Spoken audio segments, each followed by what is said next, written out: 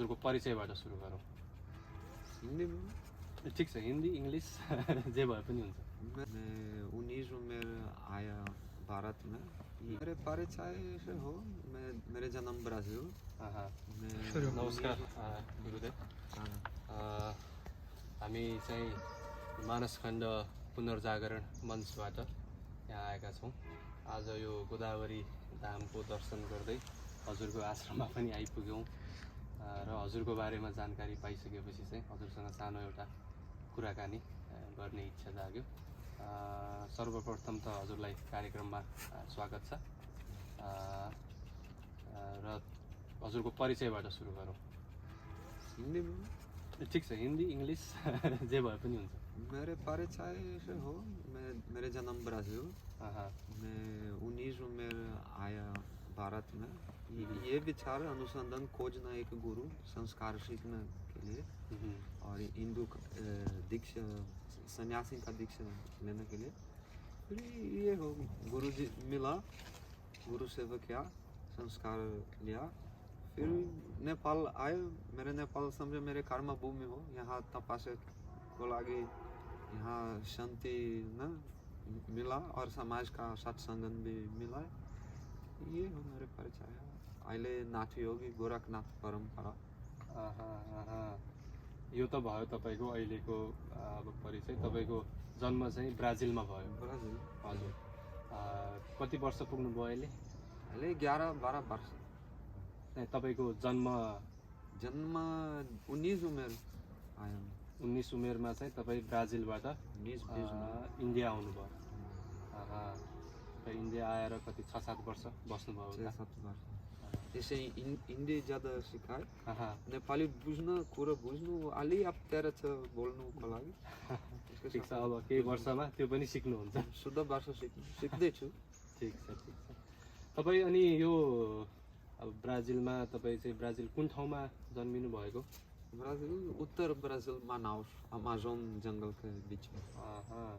तपाईँको यस्तो हो नेपाल देश। तपाईँको त्यहाँ चाहिँ कस्तो परम्परा चाहिँ कस्तो, त्यहीँको आफ्नै बेग्लै परम्परा थियो अथवा? मेरे परिवार भी आधा मिक्स था। मेरे माँ पूर्व परदादा, मेरे माँ पितक को पिता पंजाब से आए। ठीक ठीक। मेरे माँ को परदादा पोर्तुगाल। मैं तीसरा जनरेशन NRI बोलता, नॉन रेजिडेंट इंडियन। ओके। फिर मेरे विचार भी अपना पूर्व इसके संस्कार टूट गए उधर पश्चिम ना। फिर हम सभी ये प्रश्न हो अंदर में, मेरे कुल, मेरे संस्कृति, मैं कहाँ से आया, ये जिंदगी के पुरुषार्थ हो। फिर ये मेरे बहुत खोज लिया, आत्मा का खोजना ये मिला। हिंदू सनातन धर्म मेरे सब प्रश्न का उत्तर देना, सम्पूर्ण का ज्ञान मिला। भनेपछि तपाईँलाई सानैदेखि बच्चैदेखि नै एउटा मनमा चाहिँ हुटुटी भइरहेको थियो कि आफ्नो रियल एउटा आइडेन्टिटी के हो त, त्यो खोज्नलाई तपाईँ प्रेरित हो। ये खोज्नको इच्छा में। तर तपाईँ ब्राजिलमा हुँदा कोही दर्शन, कोही भगवान का, शिवजी जाता जुता का को देवता, त्रिशूल को देवता में बहुत देखा दर्शन सपना में। फिर समझ चाहिए ये क्या हो, ये भगवान त्रिशूल को भगवान, ये देवता क्या हो, इसके शक्ति का अनुभव लेना का, स्पर्श लेना का। भनेपछि तपाईँको ब्राजिलमै पनि यो हाम्रो चाहिँ हिन्दू परम्परा, हिन्दू धर्म संस्कृतिको चाहिँ सङ्गत भइरहेको थियो। सङ्गत पहिले उधर वैष्णव संप्रदाय धेरै छ, कृष्ण मन्दिर धेरै छ, इस्कॉन और गौड्य माध्य वैष्णव संप्रदाय। कोई गुरु देखा, कोई आचार्य देखा, कोई प्रवचन देखा, कोई आदर्श भी रोका। फिर मैं सीधा एक दिन स्कूल खत्म, परिवार का आदेश लिया, मैं सीधा भारत में जाऊंगा। मैं भारत सोचना नहीं, मेरे हिंदुस्तान, हिंदू का भारतवर्ष। बाद में मैं समझ गया कि हाँ, इतना अलग राज्य, अलग जाति, अलग संस्कृति में हिंदू धेरै डाइवर्सिटी का है। नेपाल भी अपना इतिहास में, अपना संस्कार में कितना सुंदर में। तपाईँको हुर्काई चाहिँ तपाईँको इसाई परम्परा अनुसार भएको थियो अथवा नहीं, पहले मेरे परिवार नास्तिक जैसे मिलिटारी ज़्यादा में ओके कोई विभेद नहीं, कोई मंतव्य नहीं। मेरे माँ का साइड में मिक्स, सारे चीज़ मिक्स था। गीता में गार में रखा, महाभारत रखा, रामायण रखा में, कृष्ण का फोटो, माता जी दुर्गा का फोटो में, ईसाई का फोटो, बुद्ध का फोटो, मेरे घर सब मिक्स है। उसके का संस्कार नहीं, यहाँ जो भी पहले आस्था इच्छा आए मेरे के लिए, ये शिव भगवान को पुकार दिया मेरे, ये धार्मिक को रुचि लगे। तपाईँको चाहिँ कतिजना दाजुभाइ दिदीबहिनी हुनुहुन्छ? तीनटा, दो भाइ एक बहिनी। तपाईँ सबैभन्दा ठुलो? सबभन्दा सानो। ठिक छ। अनि तपाईँ चाहिँ यसरी सर्वप्रथम जब 19 सालको 19 वर्षको उमेरमा यसरी चाहिँ आफ्नो घर परिवार छोडेर यसरी सन्यासी बन्छु नै भनेर तपाईँ निस्किनु भयो। त्यो उहाँले चाहिँ तपाईँको घर परिवारमा सजिलैसँग तपाईँलाई जान दिनुभयो? सजिलो, कोई जागरा नहीं, कोई क्रांति हिसाब नहीं, कोई गुलाम का हिसाब जैसे नहीं, भाग्य आ जैसे नहीं। धेरै कुरो, धेरै बात क्या बोल रहा। मेरे परिवार तोरा समझ कि क्या साधु कि ये परंपरा मत मंदिर बैठने में त्याग बैराग को मार्ग में गुरु के साथ में एक 12 स्ट्रक्चर में होना है, आश्रम मत मंदिर में, वो समझे में। फिर मैं भी अच्छा सब चीज़ अपना ड्यूटी, अपना जिंदगी, स्कूल और कभी गलत चीज़ नहीं किया। मैं एकदम अच्छा कहता था। तपाईँ सोझो केटा हुनुहुन्थ्यो।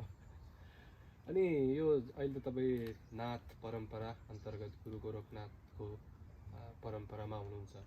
तपाईँलाई सुरुदेखि नै म यही परम्परा अन्तर्गत चाहिँ जान्छु भन्ने चाहिँ चेत कसरी आयो? ये सब शिव, कोई दर्शन देखा, कोई सपना, शिव भगवान ज़्यादा मेरे अंदर पुकार दिया। फिर मैं अनुसंधान क्या, ये पहले बार एक ये रूप, ये दर्शन सन्यासी को कथा सुना, कोई इतिहास सुना, कोई राजा ना त्याग बैराग मैं सुना, हरिश्चंद्र का कथा सुना, भरतहार का कथा सुना, अब दत्तात्रेय का कथा सुना, गोरखनाथ को कथा सुना। गोरखनाथ का नाम सुना कथा में, फिर बहुत अंदर अनुभव बहुत आया, रुचि लगा बहुत इंटरेस्ट में। फिर अपने हिसाब में अनुसंधान, और कोई ग्रंथ, कोई किताब, कोई कहाँ गुरु, कोई गोरखनाथ, कोई समझ वाला, फिर कोई योग करने वाला, गोरखनाथ नाम, योग प्रचार गोरखनाथ नाम बहुत आता ना। फिर योग अलग अलग टोली, अलग अलग ग्रुप में अनुसंधान क्या, फिर ये इच्छा है, नाथ गुरु चाहिए, ये परंपरा जोड़ना इच्छा है मेरी को।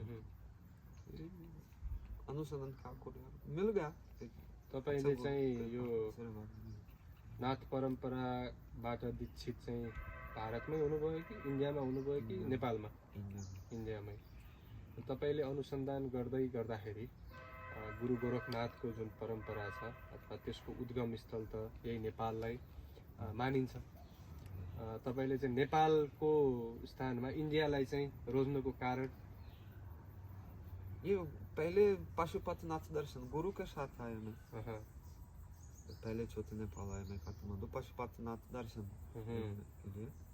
फिर विस्तार आराम आस्ते आस्ते में इतना इतिहास सुना। यहाँ का राजा पहले पृथ्वी नारायण शाह गोरखनाथ असली स्वयं आशीर्वाद दिया, लाकम तापा आशीर्वाद दिया, और कितना यहाँ राजा इतना सहयोग दिया, ये परंपरा, इतना मूर्ति, आश्रम, मंदिर, नेपाल का पैसा भी श्री श्री श्री गोरक्षनाथ में लगा। फिर यहाँ राष्ट्र देवता में, ये कि राष्ट्र इष्ट देवता में मानता में गोरखनाथ। फिर मैं भी सोच लिया ये इतिहास में भी बहुत मानता नेपाल में, और यहाँ आनंद आता है, यहाँ गोरखनाथ धेरै मानता है। यहाँ का शक्ति, यहाँ का कैसे अनुभव लेने का खोजना भी अनुसंधान क्या नेपाल में। तपाईलाई पशुपतिनाथमा तपाईँ सुरुमा नै कति वर्ष अगाडि आउनुभयो? 6 वर्ष। 6 वर्ष अगाडि। तपाईँ चाहिँ भारतमा 6-7 वर्ष बसिसकेपछि अनि आउनुभयो यता। भारतमा हुँदाखेरि चाहिँ त्यसको बारेमा जानकारी थियो कि थिएन तपाईँलाई? हाँ हाँ, धेरै अलिअलि अनुसंधान था। मैं जैसे खाली घूमने के लिए टूरिस्ट नहीं, मैं सीधा हिंदू संस्कार, हिंदू सनातन धर्म का अनुसंधान के लिए, संस्कृत सीखने के लिए इंटरेस्ट था। फिर ये से योग का कार्यक्रम, मंदिर, आश्रम, अनेक अलग संप्रदाय घुमा पहले में। फिर एक नाथ गुरु आश्रम में बैठे सेवा, गुरु जी आश्रम में सब चीज़ में अच्छा विकास में, अच्छा संगत में, समाज में भी अच्छा प्रमाण या ये गुरु जी अच्छा हो। त्यसपछि तपाईँ उहाँको शरणमा जानुभयो। अनि तपाईँ चाहिँ अब यो जुन गोदावरी क्षेत्र छ, यो क्षेत्रमा चाहिँ कसरी आइपुग्नुभयो त? यही सुदूर पश्चिम धेरै अलौकिक का विचित्र का अनुभव है। मैं यहाँ नेपाल घूमना कभी उधर पूर्व पशुपतिनाथ गोरखा, हमारा गोरखनाथ मंदिर का तीर्थ ना। फिर एक शिवरात्रि यहाँ का सुदूर पश्चिम को बाबा संग आए, हाँ मेरे जन्म को देखना आओ, मेरे गुरु आश्रम को देखना आओ सुदूर पश्चिम। पहले चौथे आए, फिर कहीं आश्रम बैठे सेवा किया, कहीं पहाड़, फिर मेरे जो भी पहले मेरे सपना, मेरे ना इच्छा पुराना प्राचीन का इतिहास, हिंदू ऋषि मुनि हिमालय क्षेत्र में तपस्या में साधना करने के लिए यहाँ सुदूर पश्चिम में ये वातावरण मिला है। यहाँको जानकारी चाहिँ तपाईले अध्ययन गरेरै पाउनुभयो अथवा अपने कसै अरूबाट सुन्नुभयो? नहीं, ऐसे अपने आप आउनु। तपाईँ सिधै गोदावरीमा आउनुभयो पहिला अथवा अन्य कुनै जिल्लामा? सीधे यहाँ तराई में, फिर गया पहाड़ 2 साल, फिर कभी बीच में यहाँ एक दो चौथे आया गोदावरी में। इसके बाद में मेरे यहाँ सोच रहा यहाँ ठीक तीर्थ हो ना, धार्मिक धन में आता में भावन हिंदू समाज में आता अपना भारत, अपना शारदा का पूजा बनेंगे सब यहाँ कोला में एक प्रयाग क्षेत्र ना। फिर आश्रम मंदिर पुराना साधु बैठेंगे, ये पहले देखा। फिर मेरे सोच रहा था उधर पहाड़ यहाँ तराई में, फिर हाँ एक कुछ नहीं कि गोरखनाथ में अपना परंपरा का आश्रम स्तन बैठना, फिर आपका विधि विधान, आपका मंत्र में अपना साधना करूँगा, कोई कुछ नहीं बोलेंगे कि कभी कोई गुरुकुल कोई अलग आकार में, वो अलग मंत्र अलग विधि विधान। फिर मेरे सोच मेरे बहुत साल गुरु आश्रम निकल गया, फिर मैं दूसरा संप्रदाय दूसरा आकार ना समाज के बीच में अपना स्तन में एक जगह ऐसे कोई गोरखनाथ मंदिर ऐसे जंगल में शांति आनंद जगह देखेंगे, मैं भी अपना साधना के लिए बनूंगा स्थापना से। फिर यहाँ का निमंत्रण आया उधर इधर से, यहाँ नया गोरखनाथ मंदिर, नया गोरखनाथ आश्रम बना है। फिर मैं आया देखने के लिए, पहले चौथी यहाँ 2 चौथी यहाँ रात्रि सोया बैठे, फिर धेरै आनंद में यहाँ का शांति गोदावरी। तपाईँ 2 वर्ष चाहिँ कता पहाड कुन ठाउँ बस्नुभयो? पहाड बैतडी ददलदुरा, बैतडी जोशीबुङ्गा गोलेक केदार बैतडी में, ददलदुरा उग्रतारा बुढी गताल, ग्वालिक केदार उसमा चाहिँ कति 7 जिल्ला में पहाड यहाँ सुदूर पश्चिम में। सबैभन्दा बढी चाहिँ कहाँ कुन ठाउँ बस्नुभयो तपाईँ? पहाड ददलदुरा, डडेलधुरा बस्नु, उग्रतारा, बुढी गताल, बुढी गताल दम। अनि बैतडी चाहिँ कति बस्नुभयो तपाईँ? बैतडी 1 साल बस्नु। जोशीबुङ्गा, कभी गोलेक केदार, कभी जोशी। इतना आनंद मिला यहाँ ये सुदूर पश्चिम पहाड़ का भी, इतना प्रेम दाय में समाज, इतना प्रेम मंत्र में। अब तपाईको उधर जाओ, चलो साइड 2 मिनट। अनि यो तपाईलाई अब तपाईको चाहिँ जस्तै भावी योजना चाहिँ के छ? तपाईँ यही नै बस्ने तपाईको योजना छ अथवा अरू केही कुनै अरू ठाउँमा जाने? भगवान को इच्छा, मेरे अधिकार यही हो, ये संस्कार, ये धर्म रक्षा के लिए, ये धर्म प्रचार के लिए, और जो भी आश्रम का ही मिलता, कोई सेवा कोई अपना साधना अपना ज्ञान को सीखने के लिए, संस्कृत सीखने के लिए, अपना योगी विद्या भक्ति ज्ञान और जो भी ना ये संस्कार संस्कृति को अंदर में एक शांति आनंद जगह ये प्रयास अभ्यास के लिए तपाईँको रहनेछ निरन्तर। मैं रहूँगा, मैं बैठूँगा, फिर यहाँ आनंद हो आस्ते आस्ते बनेगी यहाँ संगत माहौल में ये सन्यासी आश्रम को जीवन शैली। अब एउटा अर्को प्रसङ्गमा कोई फिक्स नहीं, भगवान को ही छ, हाँ, हम ठीक। कोई बंधन है, कोई संबंध नहीं, हजुर, कोई अपना प्राइवेट भी पर्सनल भी नहीं, हम भी ऐसे पहले अपना संप्रदाय को प्रचार, अपना धर्म को प्रचार, हिंदू धर्म को प्रचार, और अपना गांव, अपना नजीक क्षेत्र गोदावरी क्षेत्र, अपना देश में और दुनिया को कल्याण, ये है। हम कोई फर्क नहीं, यहाँ का सबसे नजीक को विकास, दुनिया को विकास, आत्मा को विकास, हम भी ये उसे। जस्तै अब अहिले चाहिँ युवाहरूमा भनौँ न, तपाईँ यो क्षेत्रमा पनि यो ठाउँमा पनि 6-7 वर्ष बस्नुभयो, अनि यता चाहिँ धेरै युथहरू चाहिँ अहिले धर्मको बाटोबाट अलिकता फरक बाटोमा हैन, एकदमै नास्तिक धेरै हुने, अध्यात्म र धर्मप्रति धेरै इन्ट्रेस्ट नराख्ने र कुलतमा धेरै फस्ने, जुन तपाईँले पनि महसुस गर्नुभएको होला। यही गोदावरी क्षेत्रमा पनि त्यस्ता धेरै दृश्यहरू देखिन्छन्। यसको बारेमा चाहिँ तपाईँ के भन्न चाहनुहुन्छ? ये समाज में परिवर्तन काल युग ना, युगों तक में ये जैसे ऋतु निवास चलता में मनुष्य का इतिहास भी परिणाम परिवर्तन होता है। ये कलयुग हमारा प्रयास, ये चैलेंज हो, ये हो कैसे बचाओ ये संस्कार, ये संस्कृति। हिंदू सनातन धर्म में कभी में क्रांति, कभी युद्ध, कभी जैसे इतना नहीं क्या ना, वो अपना प्राकृतिक में सहज हिसाब में अपने अपने में चलता में, ये सनातन का अर्थ में। फिर मेरे विचार ये हो, आजकल आदमी धेरै विचार क्या बनाओ हिंदू राष्ट्र बनाने के लिए, कौन सा हिसाब में प्रचार बनाने के लिए, अपने आएंगे हम। अब जैसे धर्म को प्रचार और धर्म रक्षा के लिए धर्म का अभ्यास, धर्म प्रैक्टिस करेंगे हम, सब प्रैक्टिस अभ्यास करूँगा, हम हमारा संस्कार अपने प्रचार आऊँगा, अपने समाज भी पर्यंत चिन्ह कि ये बढ़िया, ये राम्रो, ये साध्य हो।